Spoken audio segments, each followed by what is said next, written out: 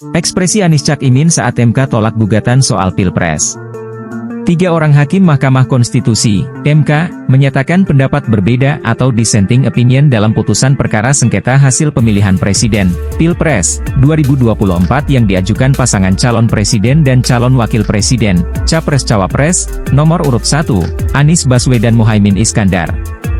Ketua MK Soehartoyo menyebutkan, 3 hakim MK tersebut adalah Saldi Isra, Eni Nurbainingsih, dan Arief Hidayat. Terhadap putusan Mahkamah Konstitusi Akuo, terdapat pendapat berbeda, dissenting opinion, dari 3 orang hakim konstitusi, yaitu Hakim Konstitusi Saldi Isra, Hakim Konstitusi Eni Nurbainingsih, dan Hakim Konstitusi Arief Hidayat, kata Soehartoyo, Senin, 22 April 2024. Adapun dalam perkara ini, MK menyatakan menolak permohonan sengketa hasil Pilpres 2024 yang diajukan oleh Anies Muhaimin. Menolak permohonan pemohon untuk seluruhnya, kata Soehartoyo.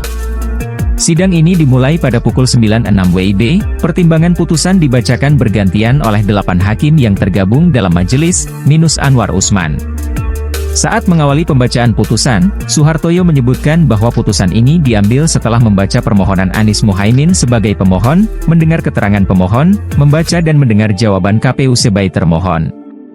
Kemudian, membaca dan mendengar keterangan kubu Prabowo Gibran sebagai pihak terkait, serta keterangan saksi, ahli, dan kesimpulan dari kubu Anies Muhaimin, Komisi Pemilihan Umum, KPU, RI, kubu Prabowo Gibran, dan Badan Pengawasan Pemilu, Bawaslu, RI.